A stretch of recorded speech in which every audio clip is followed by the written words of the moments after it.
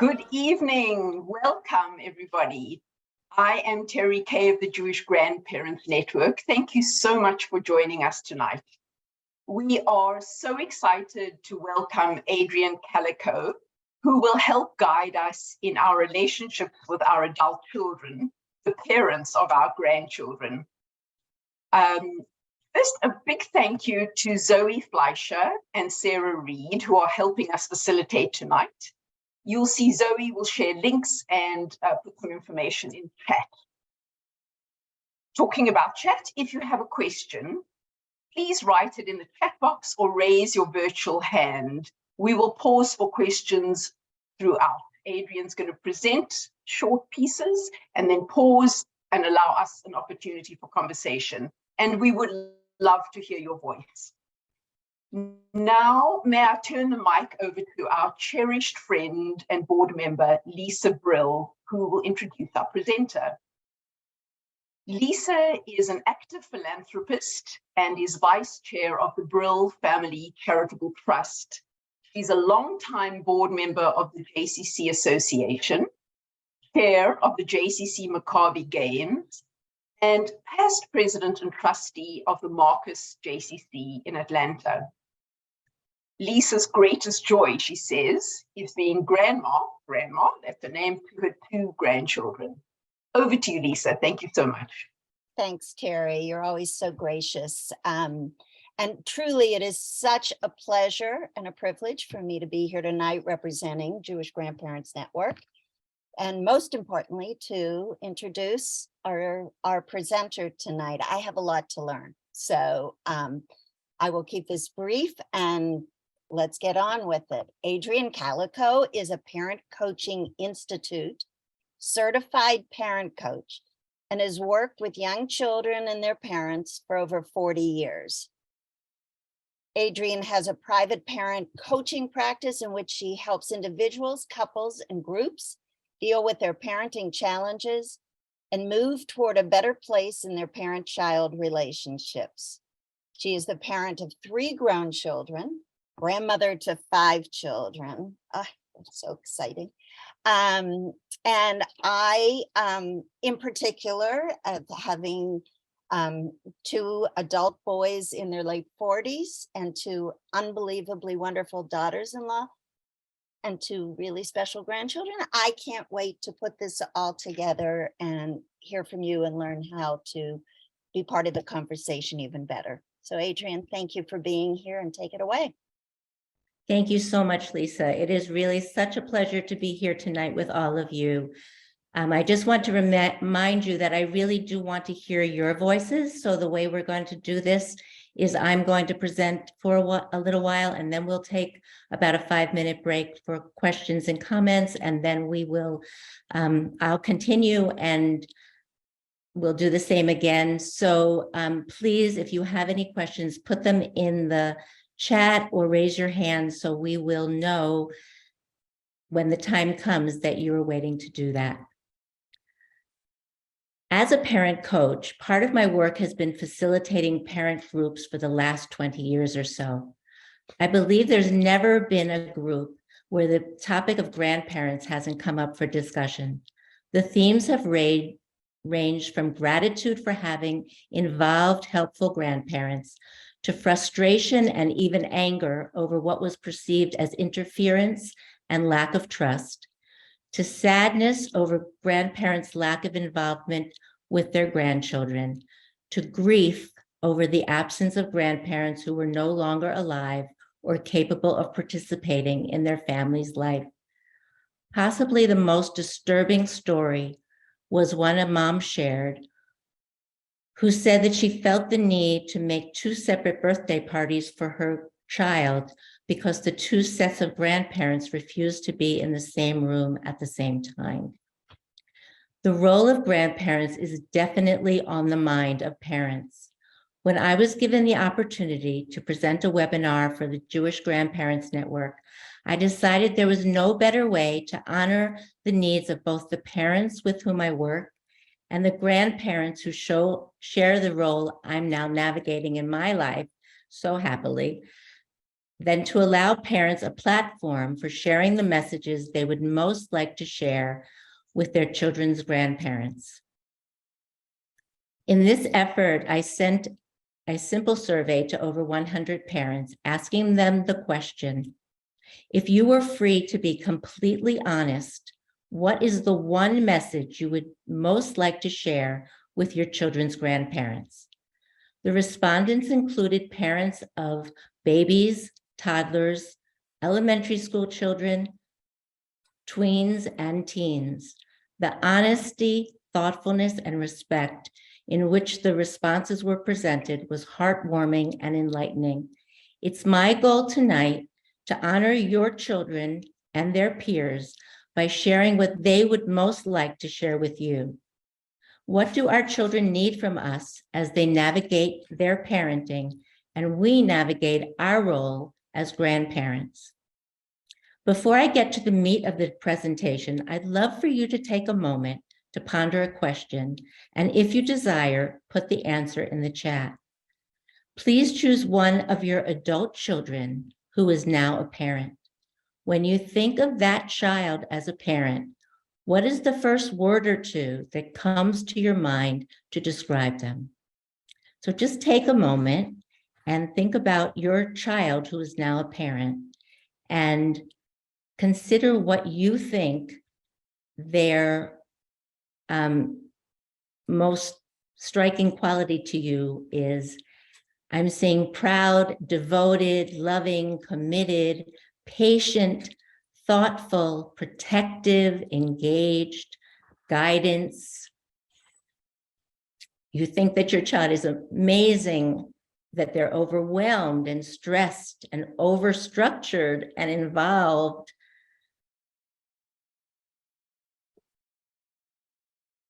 They're not communicative and they're rigid. They're evolving and they're devoted. So I thank you so much for sharing those words, because I think that they reflect all the many things that go on in our minds about our children who are parents. Many of us are so proud and we see our children doing what they're doing with such devotion and commitment. At the same time, many of us have concerns and we're worried, and we think about what do they need us to do so that they can do their jobs in a better way. From the themes that emerge from the questions to the survey, the first I'd like to discuss is listen without judgment. During my training as a parent coach, there was a principle we learned that was just emblazoned on my mind over and over again. The principle states that relationships are primary. Everything we do with our children and grandchildren can be couched in the ever-present question, what relationship do I want to have with these people who are so dear to me? A core quality in any good relationship is the ability of each person to be a good listener. But what exactly does that mean?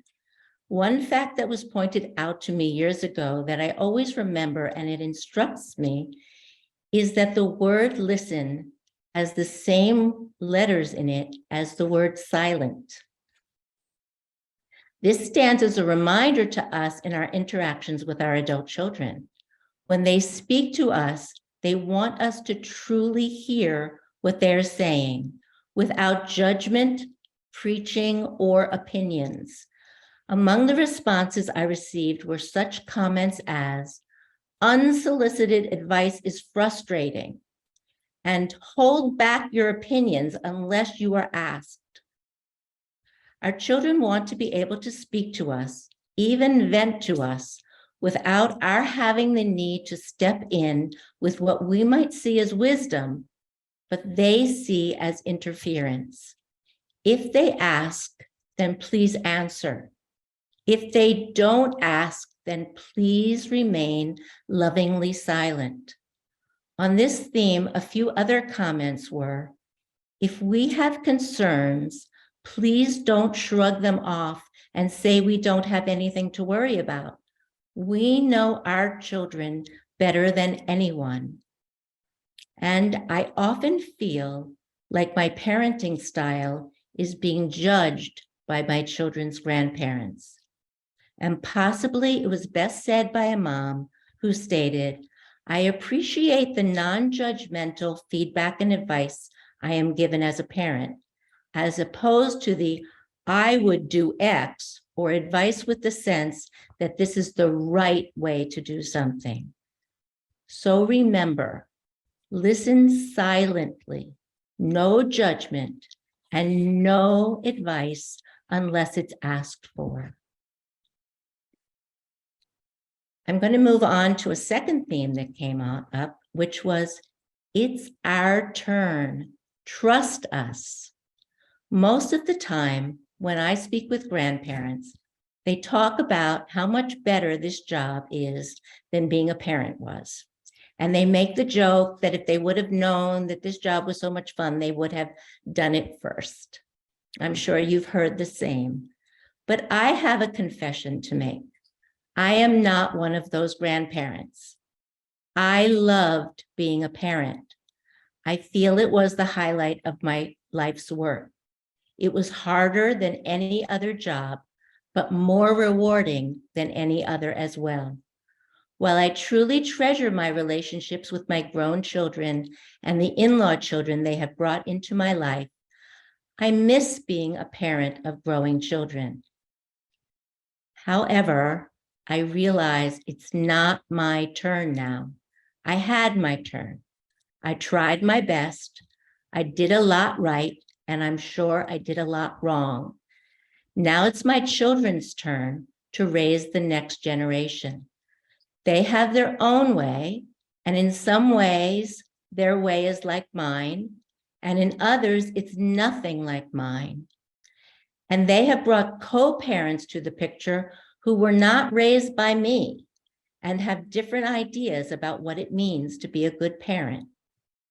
The responses to the survey reflected the tension between parents and grandparents when it comes to each party believing they know what is right. Some of the comments I received included, "You raised us. Now it's time for us to raise our children. It's our turn." Trust that we know what to do and will make the best decisions for our little one and our family. And remember that it's okay if we don't raise our kids exactly how you raised us. Please be respectful of that if you choose to provide advice or your opinion. We did our job. Most of us have come away with pride and with some regrets. Now it's our children's turn. We need to trust that they have taken the best of what we gave them and have the need to do things in their own way in order to feel they're being the best parents that they can be for their growing family. So with that, having talked about listening and trust, I'm wondering if there are any questions out there or comments that anyone had. We have a lot of comments in chat, and I want to invite our friends who are here tonight to just unmute yourself and ask your question.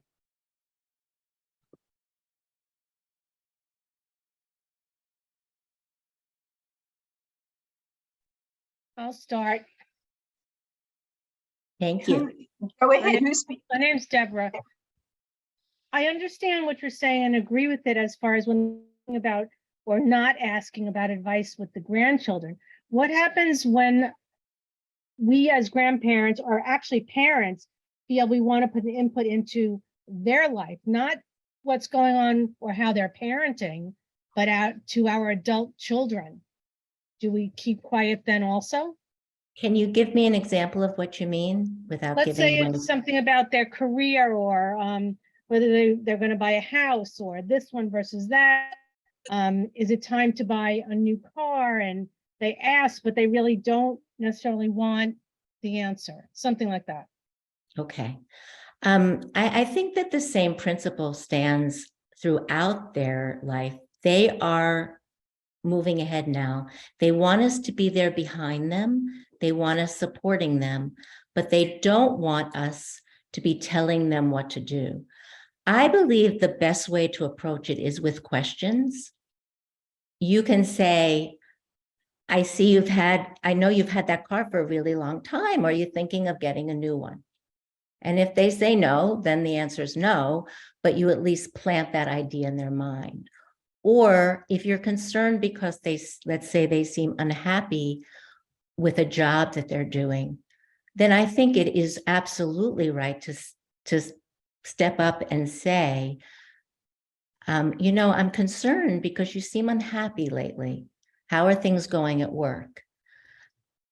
The best way to get information from our children and to end up sharing with them, I believe, is by asking questions without any accusations or any judgment attached to them, but by putting it in their court so that they can tell us what they're thinking and then not have judgment afterward, not say, well, what are you, nuts? Your car's falling apart. You have to get a new one. But to say, well, if I see that I hear you and sounds good to me, but let me know if you change your mind and if you need any help with it. So I think asking questions is the way to go. Thanks, Adrian. Deborah, thanks so much for being the Nachshon in this event. There's a couple of questions in chat. And Adrian, we might just go off on a tangent here. So you tell us when we need to come back to you, okay, to your presentation. So let's jump to Alice, who has Alice has her hand up. Thank you, and thank you for the talk. Let me preface my question with that a number of friends and I have a saying, and one of my friends does a motion, that it's best to keep one's mouth zipped, which goes along with much of what you're saying. However, if you're a grandparent who cares for grandchildren, not just grandchildren, on a regular basis, so there are no parents around, and in that caring, you need to establish limits and boundaries with what can be done. Then when you're with the parents and the children, the grandchild has done the behavior that you've set limits with, that's a very difficult moment not to say, don't you want to zip up your jacket when you're out in the cold? Something like that. That's a very difficult situation to be in because the parents feel they're there, they can do it, but you've established a relationship already with limits and boundaries. I think that's a really, really great point, and I appreciate your making it.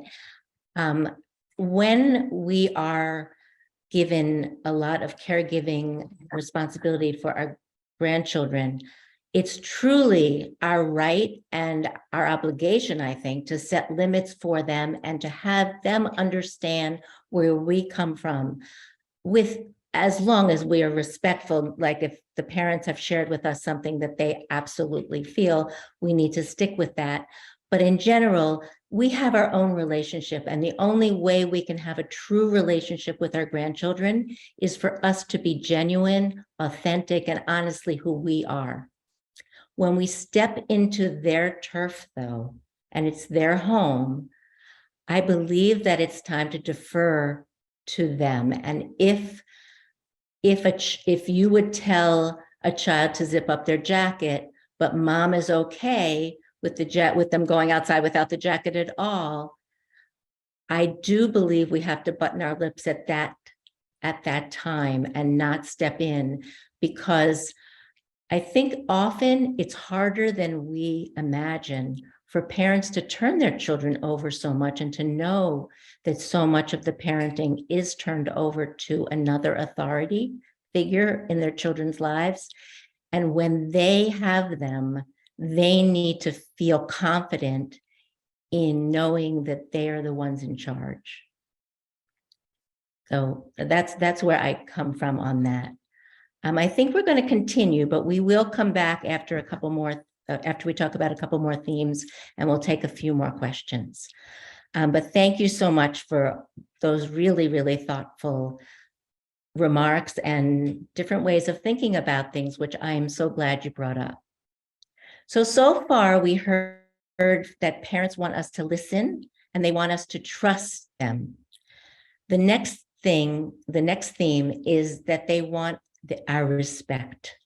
It came out clearly to me, respect us and our children. In order to unconditionally love our children and grandchildren, we need to show them the respect they deserve as individuals. Each parent is on his or her own journey, and each grandchild is unique. One child may adore time baking or hiking or reading science books with you, and another may have their own ideas about how to spend their time. And in order to show our respect to both our children and our grandchildren, we need to be at their service rather than always expecting them to be at ours. Parents want us to show them respect by taking them seriously.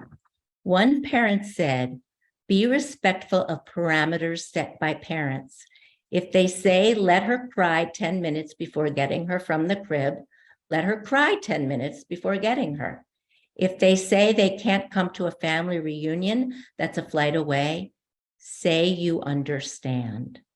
And another shared the request, if I ask for help watching my kids so I can do a task, I do not want you to do the task. I want you to spend time with the kids.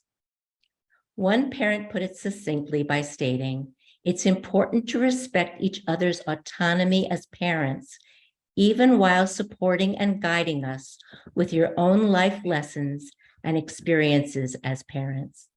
In other words, parents want to learn from us, but they want us to put our own agendas aside. They'll feel respected when they feel like we take them seriously and give them the authority that they deserve as the parents of their own children. In order to develop the relationship we want to have with our grandchildren, we need to also respect who they are as individuals. That is really, really key. The need to be able to be themselves when they're with us and not feel like they have to be someone that we want them to be is key in connecting them to us and having them feel safe and loving toward us. And they need to feel that we really want to be with them. I knew a grandfather who adored his 3 grandchildren. He would greet them with the most generous hugs and smiles. But before too long, he would become involved in a conversation with his son, and the kids didn't really know what to do. Mom would try to entertain her children, but was saddened by the lack of interaction between a loving Poppy and his grandchildren. And she sadly felt that he just didn't know what he was missing. She thought, he has these great grandchildren and he loves them. Why isn't he playing with them and engaging with them? On this topic, parents shared such desires as allow children to grow, learn, and interact with you on their own terms. Listen to your grandkids. They don't get a lot of time with you, and they savor every bit of it. They will remember every moment you give them. And be interested in the kids' lives and interests. You maybe couldn't care less about the ninja warriors, but for them, you act like you care because that will make a difference in your relationship with them and will carry on as they become interested in other things that maybe you will be interested in. Your grandchildren love you no matter what. Show you love them by being interested in who they really are and involved in what is important to them, not just to you. So we now know that parents want us to listen, they want us to trust them, and they want us to respect them. Probably the loudest message I got from the survey was, time is the best gift you can give us. By far, the most consistent request that appeared in the answers to the survey was a plea to grandparents to show up, to be there, to give their time in ways that will help and support their children and foster loving bonds with their grandchildren. Our children want us to pay attention to their needs and to show up for them in the ways that will make their lives easier.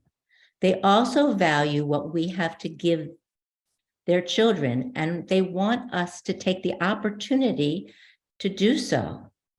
On the topic of being there for our children, I received such comments as, one grandma continuously offers to babysit, to let us go out for lunch, a hike, or dinner. It's amazing. We would feel bad asking. We're so grateful. And she gets to spend some time with her grandchild. It would be great if an occasional, or at the very least on our anniversary, free babysitting were offered so that we could go on a date night. As great as it is to all spend time together, sometimes it would be nice if grandparents just let mom and dad go off and they watched the baby without any guilt. And they said, we love the help, being able to get a little break here and there, the valuable guidance and company. There was even more emphasis on the importance of grandparents spending time with grandchildren than on the parents' need for a break. Parents see the bond our grandchildren have with us as a gift that is welcome as often as possible. Some of their wise comments included, if the kids prefer one grandparent because they are perceived to be more fun, it's probably because that grandparent says yes to spending time with them. That's all they need. Just showing up matters. Every moment is a memory that you're creating. They love time with you. One mom said, my kids enjoy time with their grandparents without me and my husband around. And this time also gives grandparents more freedom in calling the shots. I love that my kids have the opportunity for one-on-one time and really see that their local grandparents' house has become a safe space where they beg to be. Not all live close, but the little things like FaceTiming to the ones not local are great. Grandparents are a critical part of their grandchildren's life. They are not just nice to see from time to time at gatherings. Spend time with your grandkids and get to know them. Share your struggles, successes, and stories. And someone shared, anytime you want to spend with the grandkids outside of holidays and special occasions is terrific. We want you to have a special relationship connection with each grandchild. In today's day and age, it is common for us to be in positions where we're not able to be in person with our grandchildren very often. Also, some grandparents have physical disabilities or ailments that prevent them from spending in-person time very often with their grandchildren. In our family, one granddaughter lives in San Francisco, and one will be moving from Brooklyn to Denver right after she turns 1. COVID hasn't helped with this issue either. Even the local grandchildren were hard to see for a while. We found that reading and chatting on FaceTime is essential in keeping us connected. I love that my granddaughter begs her parents for story time with Safti. Also, sending little inexpensive but thoughtful surprises keeps us present in our grandchildren's minds. During the pandemic, we sent our local granddaughters art projects, outdoor games, and even the makings for an ice cream party. When children live far away, We don't need a pandemic to remind us to connect whatever way we can by giving them our time and helping them spend theirs. So now that we've talked about listening, trust, respect, and time, we can take a few more minutes for some questions or comments. Thank you so much, Judy. Judy's iPad, let's jump to you. Can you put your camera on again, Judy? That would be fantastic. Thank you, thank you. Go ahead. I said, I think respect goes both ways, because I get the feeling, you know, I've talked to a number of my friends that we have to always be quiet. We can't, and it's a one-way street. And I'll say this, you know, we send gifts. We don't get thank you notes. We don't get a call. It seems it's always a one-way street. What you were saying, spending time. I want to spend more time with my grandchildren. And I did, they were younger, and I go to the games. And then there was, it seems like there's never time for us anymore. There's no time. The grandkids are, one just 14, one just turned 12. They have time for everything else. Even my daughter going out, you know, with her friends for drinking. But for us, it's like, they don't even call us back. Everything is a little text. So I hear Adrian, this all of what they want. They want, the kids all want us to keep our mouths quiet. They know, but they're not respecting that we're human beings and that we are people. And I'm so glad you're doing this, because I said, I'm going to say this, that it seems to be a one-way street with a lot of this generation. I'm really glad that you did say it. And I think that such an important part of any significant relationship is communication. And what I think some people are experiencing is that they feel that the communication goes one way and they're not allowed for it to go the other way. And that's not communicating. That's being dictated to. The question comes in, how do we communicate back so that they don't become defensive and close down to us? I believe it needs to come from a place of love, a place of reminding them how much we love them, that we miss them, that we miss our grandchildren, and what can we do to change that? Thank you. I'll share a story that happened. I don't remember what it was that we had done, but we did something, and our daughter has 3 children, and the kids, you know, they kind of just took it and ran with it. And I was hurt. I was honestly hurt that they didn't thank us for it. So I pulled them aside and I just talked about me. And I said, I love them so much and I do things for them because I love them. But when somebody does something for you, you need to at least say thank you, or oh, I know what it was. It was they were leaving and not giving us a hug. And and they were getting in the car, and I know that my daughter and son-in-law, you know, were busy getting 3 kids all out of the house and all. But it was important to me to have the goodbye hug. So I pulled the girls the next time. I didn't do it that time, but the next time I told them, I said, you know, last time you left without giving me a hug, and I really love those hugs and I need those hugs. So when you leave from now on, can you please remember to hug me?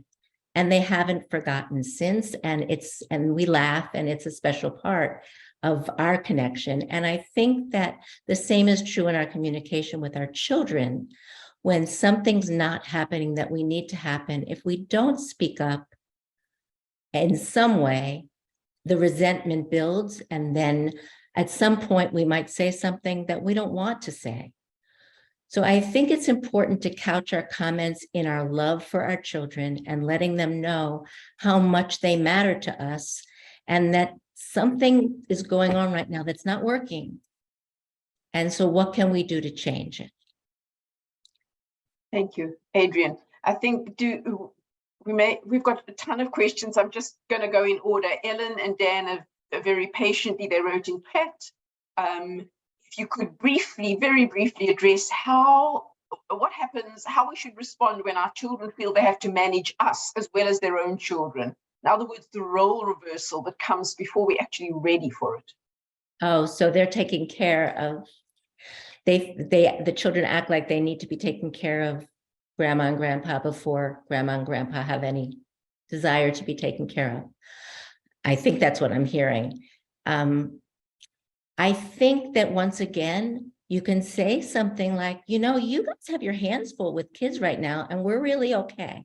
So if we need your help, we're going to let you know, but please, we're good, and share your concerns with us if you have them, but please put your attention to the kids right now and we'll manage. I think coming right out and saying it. Okay, thank you. Do we have time for one more? If you do one more, and then we're gonna. Okay, quick. But this is a biggie. So as much as you can give us in a minute.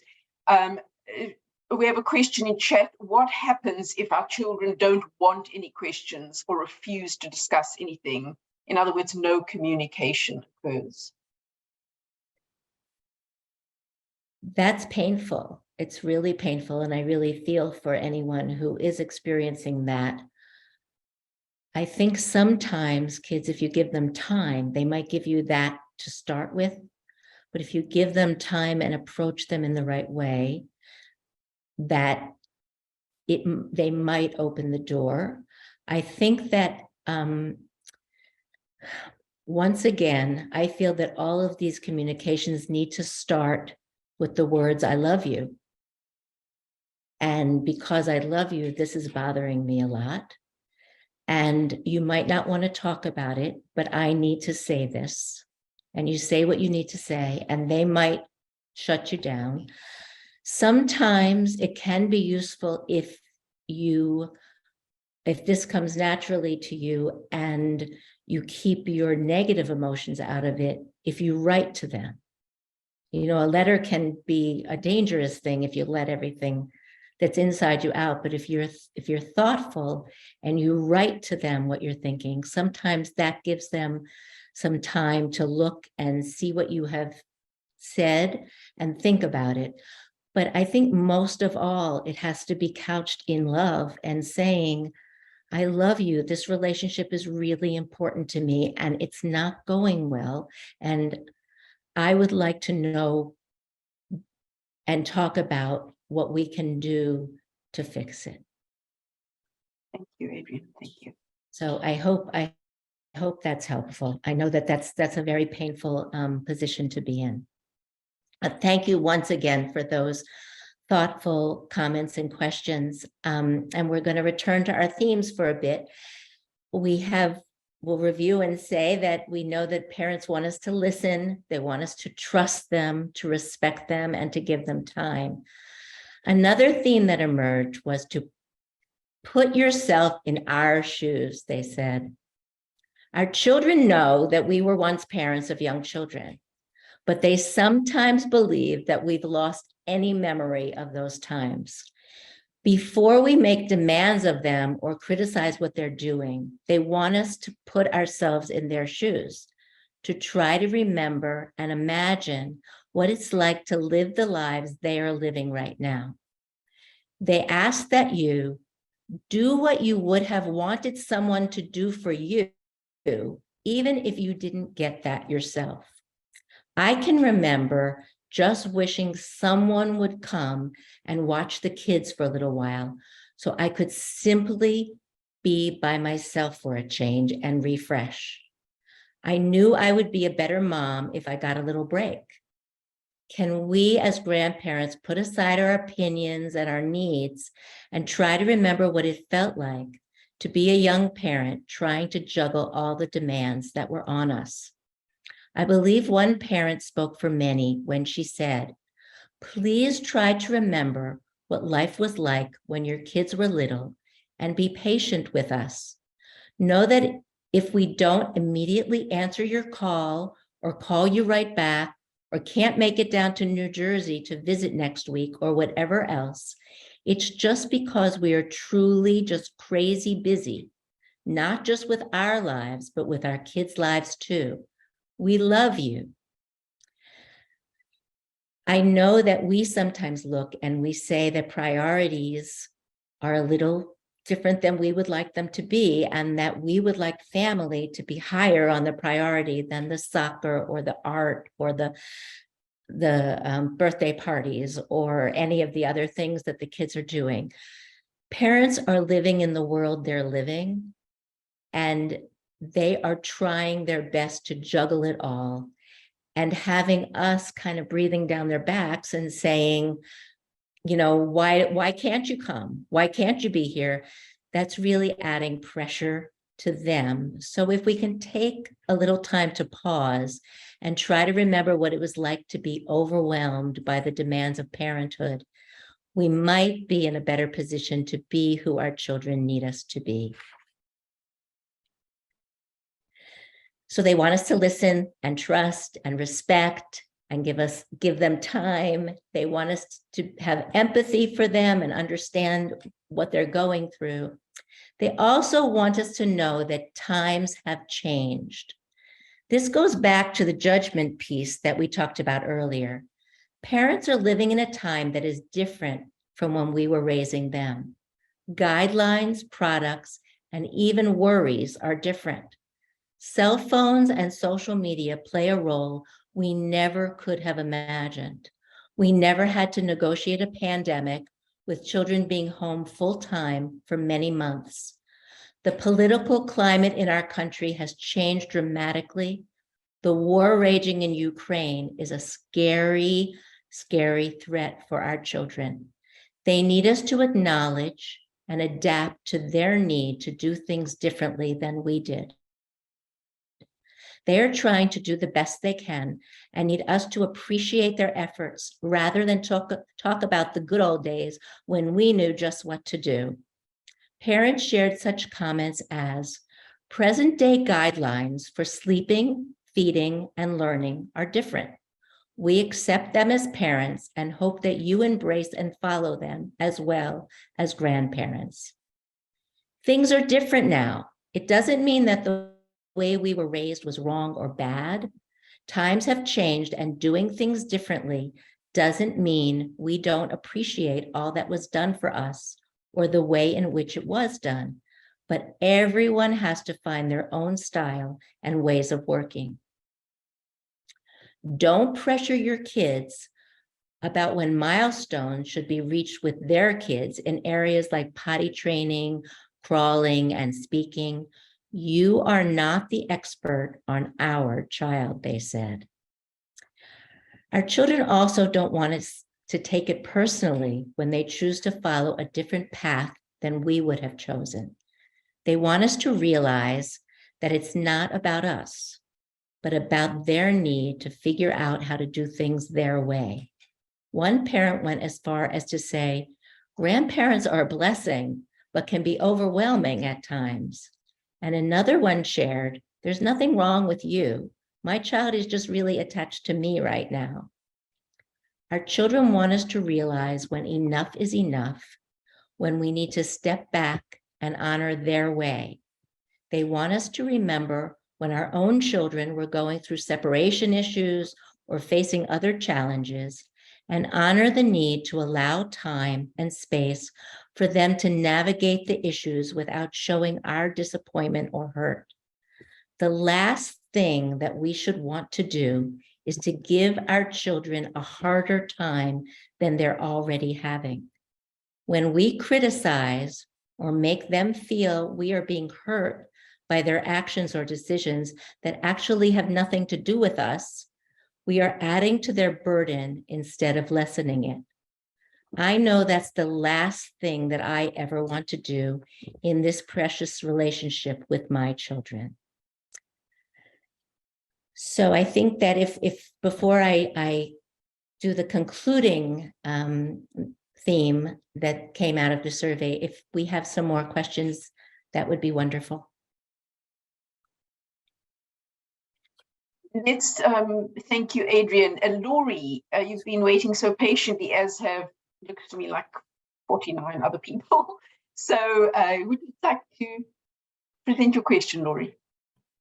It's actually a comment. I've met you before, Terry, on Zoom. I run a grandparent program for J Family in Metro Detroit.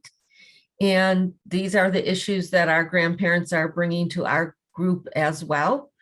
And one of the things that I put in the chat was a suggestion that I've heard, and I'm on tonight to collect as much other input and insight as I can so that I can share. I'm also a grandparent of 4 grandchildren myself. And one of the things I put in the chat was when a adult child is talking about anything like, oh my goodness, I'm not getting any sleep, and I've tried this and I don't know, and they're complaining, that the best thing we can do is ask permission to give our input. And I'm looking to see the way it was worded. Would you like to hear a suggestion? And if they say no, you have to respect the fact that they said no and allow space for them to come back to you, because they have that aha moment of, my mom was going to tell me something about helping the baby get to sleep and I didn't listen, but maybe I could go back and ask her now. So you leave an open door. And the other thing that I think is a continued issue that I don't know in today's world how we can get around, but we all use cell phones. So back in the day when you would call your kid's house and say it was your daughter's, it was your daughter, the son-in-law would answer the phone and you would have a few minutes of kibitzing and you would build a little teeny bit of a relationship as you go. Now, the only way we communicate with the one that's not your birth child is if you're calling them for a specific question, am I picking up so-and-so at 6 o'clock or 5 o'clock? And there's not that relationship building. I remember very distinctly my mother-in-law making a point of taking us to lunch, the girls, the daughter-in-laws, or doing whatever we can to build relationships with that opposite person. And I think it's really important that we consider spending some time building that relationship with the opposite parent. Thank you so much, Lori. It's so important. And I know you're so right that barrier of the cell phone is tremendous. And I have taken to sometimes with the cell phone, just texting my in-law child about something just to show that I care what they say, because when I text both, it's always my child who answers. So going that way, but it's so true that we need to find ways to connect with those in-law children different than it was years ago. It's also, you sometimes got children on the phone when you call. I mean, the whole phone thing is tremendous. I also, your first point, Lori, was spot on about asking the question about whether they want to hear from you. And if they say no, you say no. But once again, you've opened the door, you've shown you care, and they can always come back. So thank you. Thank you. Laurie with her colleagues, runs a magnificent grandparenting group in Detroit, as she said. Do we have time before you go to your final theme for tonight, Adrian? Do we have time for one more question? Sure. Renee Chero-Leary has her hand up. Would you like to speak to us, dear Renee? Sure. Hi, Terry. Good to see you. I'm curious. This is a much longer question, so perhaps it's too long.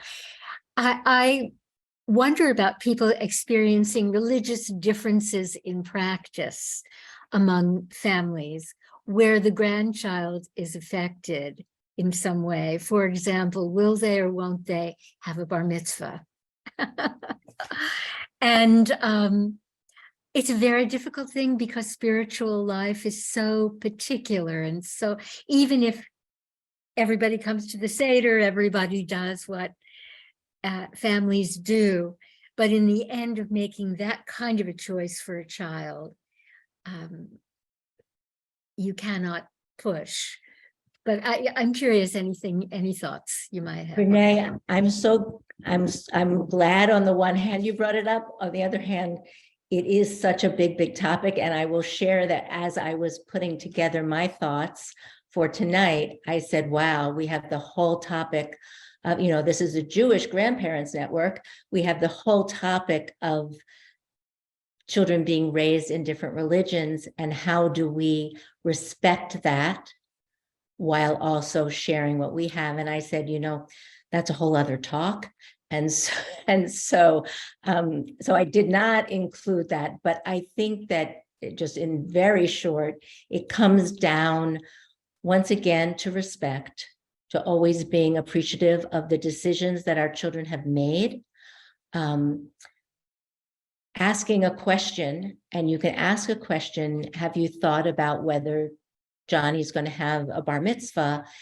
And if you get shut down, then that's it. If you get an and you can add, if you feel like it would be welcome, you can say, if you ever decide to go that route, no, I'm here to help you out. But then I think you need to step back and take things as they come. And then when children are in your house, you offer, if you have them for Shabbat dinner, if you have them for Seder, if you have them in your sukkah, whatever you are able to give them, you give them, and they're going to grow up and run with it, whatever direction they run.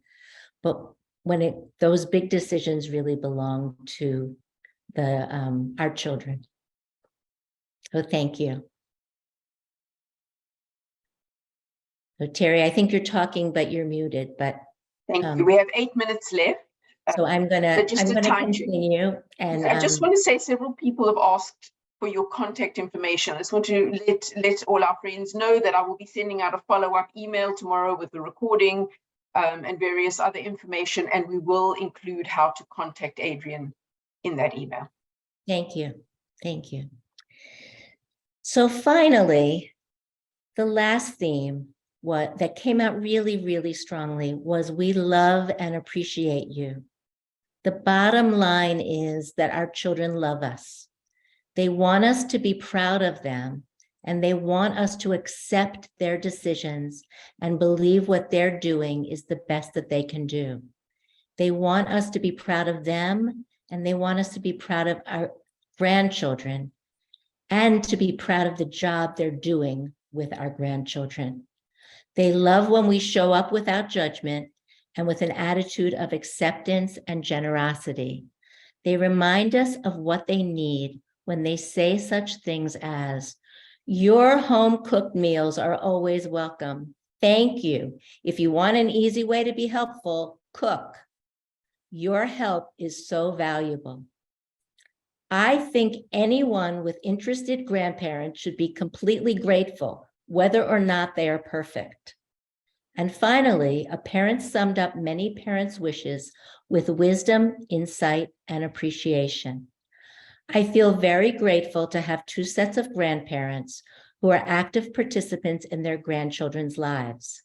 They care about what they are interested in, come to sporting events when they can, are always willing to come and babysit and spend time with them.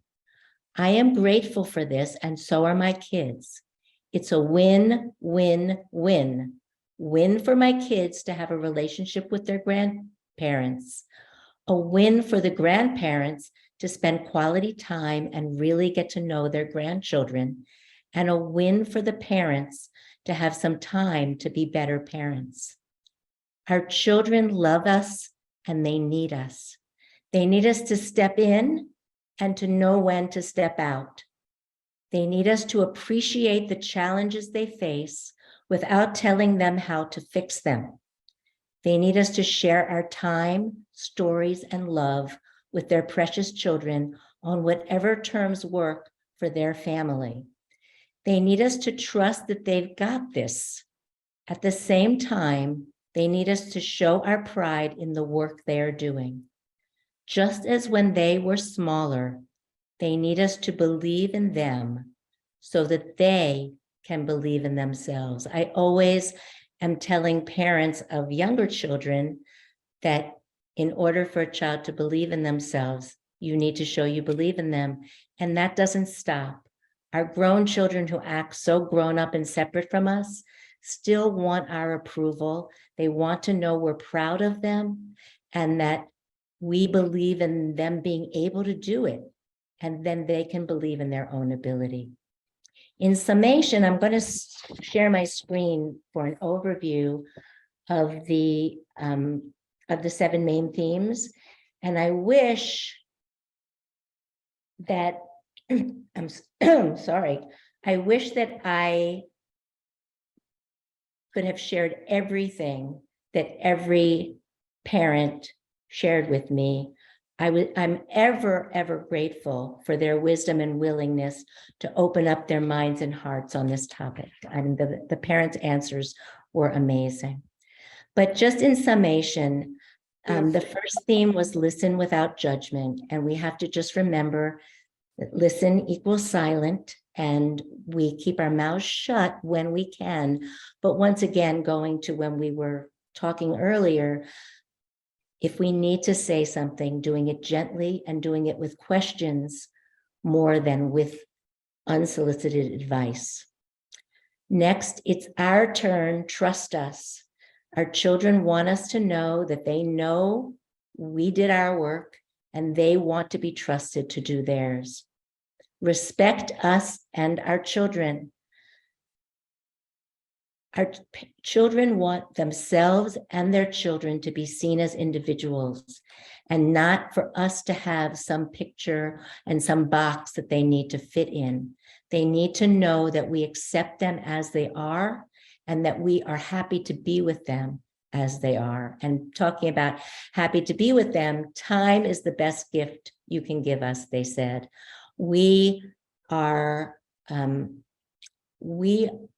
don't always have the ability to give time in person, but there are other ways to give our time through FaceTime, through little games that we play over a distance. We can just give a call to one of our grandchildren and spend time listening to them. Just being able to give our time is a real gift to them. Put yourself in our shoes. If we can go back that far, try to remember what it was like to be a parent yourself with all the demands of the carpools and the sporting events and the birthday parties and the sick kids for weeks in a row. Put yourself in their shoes so that you can be empathic to what they're going through. Times have changed. They're not living in the same world we raised them in. They're raising their children in a very different world, and they want us to realize that and to respect their need to live in a different world and to do things differently. And last, but very much not least, we love and appreciate you. They love us and they want to know that we love them and that we appreciate everything that they are doing and that we believe in them. And only when we believe in them can they believe in themselves. Thank you, Adrian. I'm having trouble stopping the share, but I'm trying. So That's okay. Take your time. you can Friends, continue on. Yeah, here you go. We are closing in on 8 o'clock, and we do have a commitment to use to stick to the hour. So first, there's something I want to say, but first, Adrian, thank you, for these incredible insights that I was like freaking out at some of the things you said. It's like, oh no. And we so especially appreciate the robust conversation that you generated. There has been a tremendous interest in this topic. We've seen it. We saw by the registration how much you care about this. And so we spoke to Adrian before the session, and Adrian has graciously offered to host a small, more intimate follow-up conversation next Monday, on Monday, February the 6th. We want to ensure that all participants in that small group conversation have plenty of time to share. So we are going to limit registration to the first 50 people who sign up, 50. I will include that sign up link in our email tomorrow. And I want to assure you that if you get closed out of that, if enrollment is fully subscribed, we will find other opportunities to engage you in these informal conversations. We feel this is just the beginning. To all of you, thank you so much for joining us. We so appreciate your engagement. Adrian, thank you for your incredible insights and all the research and hard work you put into this presentation. Zoe, Sarah, thank you so much. And to all of you, have a wonderful week, and we look forward to our next event together.